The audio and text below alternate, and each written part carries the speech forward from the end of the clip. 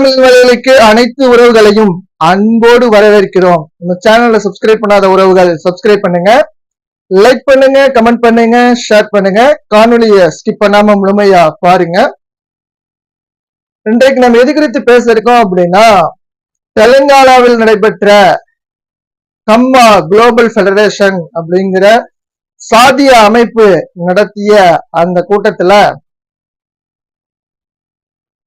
தமிழகத்தை சார்ந்த வடசென்னை நாடாளுமன்ற உறுப்பினர் திமுக எம்பி கலாநிதி வீராசாமி அவர்கள் கலந்துகிட்டு தமிழர்களை பற்றி பேசியிருக்காங்க. அது குறித்து தான் நம்ம இந்த காணொலியில பேச இருக்கோம். திமுகவினுடைய மூத்த தலைவர் ஆற்காடு வீராசாமி அவர்களுடைய மகன் கலாநிதி வீராசாமி அவர்கள் தெலுங்கானாவில் நடைபெற்ற சாதிய அமைப்பு நடத்துற அந்த கூட்டத்துல கலந்துக்கிறாரு. அப்ப தெலுங்கானா முதல்வராக இருக்கக்கூடிய மதிப்பிற்குரிய ரேவந்த் ரெட்டி அவர்களும் அதுல கலந்துக்கிறாங்க. அப்போ கலாநிதி வீராசாமி அவர்கள் மேடையில் பேசிக் கொண்டிருக்கும் பொழுது ரேவந்த் ரெட்டி என்கிட்ட ஒண்ணு கேட்டாங்க. அது என்ன அப்படின்னா, நீங்க தான் தமிழகத்துல சாதியை ஒழிச்சிட்டீங்களே, சாதியே இல்லைன்னு சொல்ற அமைப்பை கட்சியை சார்ந்தவங்க தானே நீங்க இந்த சாதி அமைப்பு நடத்துற இந்த கூட்டத்துல எப்படி கலந்துக்கிறீங்க அப்படின்னு சொல்லி அவர் கேட்டிருக்காரு. அதற்கு நம்மளுடைய மாண்புமிகு நாடாளுமன்ற உறுப்பினர் அவர்கள் என்ன பதில் கொடுத்திருக்காங்க அப்படின்னா, தெலுங்கர்கள் நாங்க தமிழ்நாட்டுல 40% இருக்கோம், நாயுடுவும் ரெட்டியும் இதுல அடங்கும், நாங்க 40% மெஜாரிட்டியா இருக்கோம் அப்படிங்கிற மாதிரி பேசியிருக்காரு.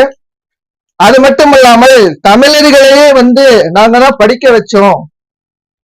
குறிப்பா கோயம்புத்தூர் பகுதிகளில் பாத்தீங்க அப்படின்னா ஜிடி நாயுடு போன்றவர்கள் தான் பள்ளிகளை கல்லூரிகளை கட்டி படிக்க வச்சாங்க, முட்டாள் தமிழர்களுக்கு கல்வியை கொடுத்தாங்க அப்படிங்கிற மாதிரி அவர் அங்க பேசியிருக்காரு. இதற்கு காரணம் என்ன அப்படின்னா, நீங்க இங்க இருக்கக்கூடிய தமிழர்கள் இன உணர்வு, தமிழர்களுக்கு இன உணர்வும் தமிழ் மொழியினுடைய பெருமையும் தொன்மையும் மறக்கடிக்கப்பட்டிருக்கிறது. அவர்கள் தமிழர்கள் என்பதை மறந்து தன்னை திராவிடர்களாக அவர்கள் இனம் மாத்தி கொண்டிருக்காங்க. இப்ப பாத்தீங்க அப்படின்னா, நம்ம எல்லாம் திராவிடர்கள், தமிழ் தேசியம் பேசுறவங்கள்ட்ட என்ன சொல்லுவாங்க, என்ன நீங்க தமிழ் தேசியம்னு சொல்லி எல்லாரையும் பெருக்கிறீங்க, திராவிடர்கள்னு சொல்லி பாருங்க, எல்லாருமே சேர்ந்து இருக்கலாம், ஒற்றுமையா இருக்கலாம் அப்படின்னு சொல்லிட்டு அந்த ஒரு அரிய வகை உருட்டுக்களை உருட்டுவாங்க. அதாவது திராவிடம் என்ற இந்த வார்த்தையை தமிழர்களை ஏய்த்து பொழைப்பதற்காகவும் தமிழர்களுடைய அதிகாரத்தை சுருட்டி கொள்வதற்காகவும் தமிழர்களை வளர விடாமல் தடுக்க வேண்டும். அந்த இடத்துல பிறமொழியாளர்கள் தன்னை உள்ள புகுத்தி கொண்டு தமிழர்களுக்கு உண்டான அந்த அதிகாரத்தையும் அவங்களுக்கு உண்டான அந்த கல்வியையும் உரிமைகளையும் ஆக்கிரமித்துக் கொள்ள வேண்டும் என்ற நோக்கத்துலதான் இந்த திராவிடம் அப்படிங்கிறது உருவாக்கப்பட்டது. நீங்க நல்லா யோசிச்சு பார்க்கணும். அதாவது தமிழ்நாட்டுல மட்டும்தான் இவங்க இருந்துகிட்டு யார் தமிழர்கள் அப்படின்னு சொல்லிட்டு கேள்வி எழுப்புவாங்க.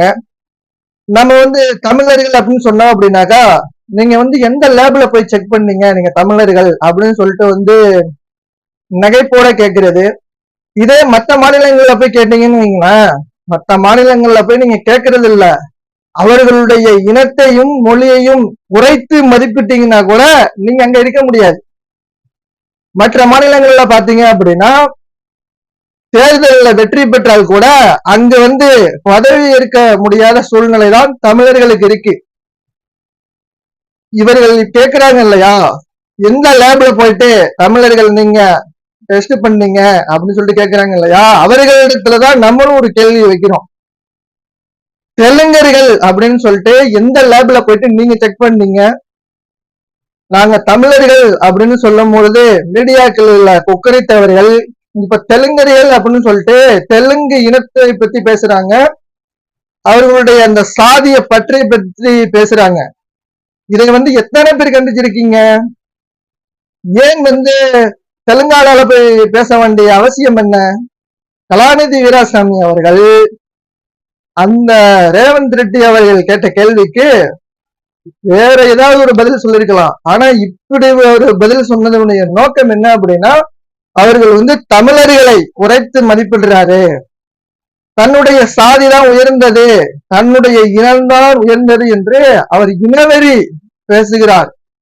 தமிழர்கள் இனத்தை பத்தி பேசணும் அப்படின்னா இவங்க இனவெறி பிடித்தவர்கள், இனவெறி இனவாதம் பேசுகிறார்கள் என்று கொந்தளிக்கிறவர்கள் இந்த கலாநிதி வீராசாமி போன்றவர்கள். இதற்கு முன்பு பாத்தீங்க அப்படின்னா ரெட்டியார் கூட்டத்துல கலந்துட்டாங்க. ரெட்டியார் மாநாட்டுல போயிட்டு KKSSR அவர்களும் நேரு அவர்களும் கலந்திருக்காங்க. அப்பெல்லாம் அவர்களை எத்தனை பேர் கேள்வி எழுப்பியிருக்காங்க, நீங்க எல்லாம் சாதியை ஒழிச்சிட்டீங்கல்ல, அப்புறம் எதுக்கு சாதிய அமைப்புகள்ல, சாதி சங்கங்கள்ல, சாதிய மாநாட்டுகள்ல போய் கலந்துக்கிட்டு இருக்கீங்க அப்படின்னு எத்தனை பேர் கேள்வி எழுப்பியிருக்காங்க.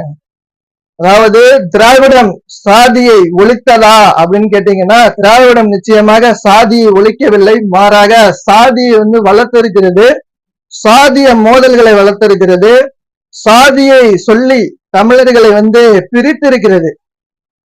ஏன்னா சாதியை காட்டி பிரிவுவாதத்தை, அந்த பிரித்தாளும் சூழ்ச்சிய அவங்க ஏற்படுத்துறதுனாலதான் 60 ஆண்டு காலம் இங்க அவங்க மஞ்சள் குளிக்க முடிஞ்சிருக்கிறது, தமிழர்களுடைய அதிகாரத்தை அபகரிக்க முடிஞ்சிருக்கிறது.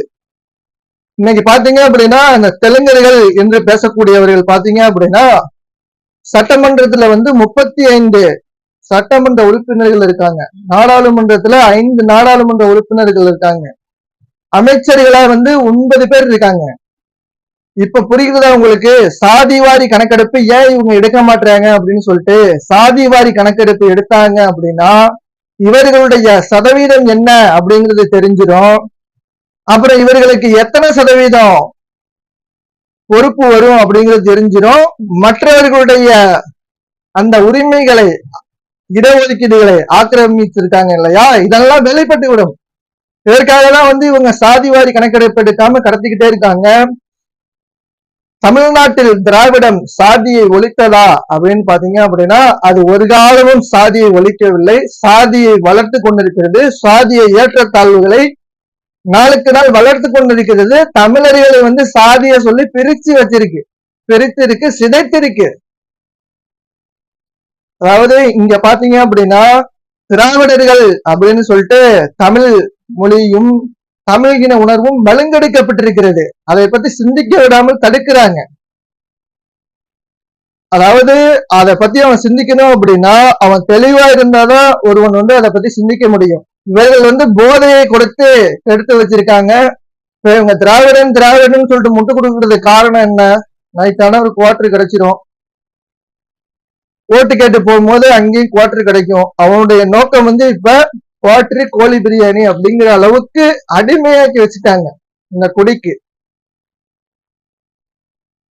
அதாவது இதன் மூலம் என்ன நம்ம சொல்ல வரோம் அப்படின்னா, இவங்க நாம் தமிழர் கட்சிய டார்கெட் பண்ணக்கூடிய காரணம் என்ன பாருங்க. இந்த 2 வாரமா நாம் தமிழர் கட்சியினுடைய பெயரை கெடுக்கணும், அங்க இருக்கக்கூடிய உறவுகளுக்குள்ளே குழப்பத்தை ஏற்படுத்தணும் அப்படின்னு சொல்லிட்டு கங்கணம் கட்டி தெரிஞ்சிட்டு இருக்காங்க. காரணம் என்ன அப்படின்னா, தமிழ் தேசியத்தினுடைய வளர்ச்சி திராவிடர்களை அச்சம் கொள்ள வச்சிருக்கிறது, அவர்களுடைய இருப்பு கேள்விக்குறியாக்கப்பட்டிருக்கிறது. இப்படியே இவர்கள் விழித்து கொண்டாங்க அப்படின்னா நம்மளுடைய எதிர்காலம் என்ன ஆகிறது அப்படிங்கிற அச்சத்தை ஊட்டிருக்கிறது. அதாவது இன உணர்வற்று, மொழி உணர்வற்று இருந்தவர்களை பெரும்பான்மையா இருந்தவங்களை பாத்தீங்க அப்படின்னா அண்ணன் செந்தமிழன் சீமான் அவர்கள் இன உணர்வு ஊட்டி மீண்டும் தமிழ் இனம், தமிழ் தேசியம் அப்படின்னு சொல்லிட்டு பேச வச்சிருக்காங்க. மதுவிற்கு பின்னால் சென்றவர்களையும் சினிமாவிற்கு பின்னால் சென்றவர்களையும் தெளிவடைய வைத்து தமிழ் தேசியத்தை இதுநாள் வரையில் உள்ளரங்கங்களில் மட்டுமே பேசி வந்த தமிழ் தேசியம் இன்று அங்கீகரிக்கப்பட்ட மாநில கட்சியா மாறி இருக்கிறது. உறவுகள் ஒரு விஷயத்த நல்லா புரிஞ்சுக்கணும். அதாவது உள்கட்சி பூசல் அப்படிங்கிறது பாத்தீங்க அப்படின்னா அது எல்லா கட்சியிலுமே இருக்கு, நம்ம கட்சியில மட்டும் இல்ல. ஆனா இது நம்ம கட்சியில உள்ள ஒரு சின்ன விஷயத்த இவர்கள் பூதாகரமாக்குறாங்க. அதன் மூலம் நாம் தமிழனுடைய வளர்ச்சியை கெடுத்து விடலாம் அப்படின்னு நினைக்கிறாங்க. இதே உதாரணத்துக்கு பாத்தீங்க அப்படின்னா திமுகல வந்து எத்தனை எம்எல்ஏக்களுக்கு, எத்தனை இந்த மாவட்ட பொறுப்பாளர்களுக்கு, இன்னும் சொல்ல போனால் எத்தனை நாடாளுமன்ற உறுப்பினர்களுக்குள்ள பிரச்சனை இருக்கு. நம்ம வந்து வெளிப்படையாக ஒரு காணொலியில பார்த்தோம், 2 அமைச்சர்கள் மேடையில சண்டையிட்டுக் கொண்டு வருவதை நம்ம பார்த்தோம். இவர்கள் வந்து இந்த ஒரு நாள் முதல்வர் மாதிரி ஒரு நாள் இஸ்லாமியரா மாறுவாங்க இல்லையா, ஃபுல்லா போட்டுட்டு கஞ்சி குடிக்கிறதுக்கு. அந்த மேடையில நோன்பு காலங்கள்ல அந்த இஃப்தார் நிகழ்வுல பாத்தீங்க அப்படின்னா நம்மளுடைய அமைச்சர் செஞ்சி மஸ்தான் அவர்களும் பொன்முடி ஓசி புகழ் ஐயா பொன்முடி அவர்களும் மிகுந்த சண்டை போட்டுட்டு இருக்காங்க. இதெல்லாம் வந்து வெளியே சொன்னோம்னா ரொம்ப என்ன சொல்றது அப்படின்னா தனக்குள் மிக பெரும் கழிவுகளை வைத்துக் கொண்டு இவர்கள் வந்து வெளியே சுத்தத்தை தேடி அலைகிறார்கள். இதோட கம்பேர் பண்ணோம் அப்படின்னா நம்ம கட்சியில உள்ளதெல்லாம் வந்து உள்கட்சி பூசல் 1% கூட இருக்காது. அவர்களோடு ஒப்பிட்டோம்னா இது ஒரு சாம்பிளா கூட இருக்காது. சாம்பிள் அப்படின்னு கூட சொல்ல முடியாது. உறவுகள் இதை கண்டு யாரும் குழப்பமடைய வேண்டாம். நிறைய உறவுகள் வந்து எனக்கு தனிப்பட்ட முறையில அழைச்சு இது மாதிரி இருக்கு, அதனாலதான் சில நிகழ்வுகளை கலந்துக்கல அப்படிங்கிற மாதிரி சொல்றீங்க.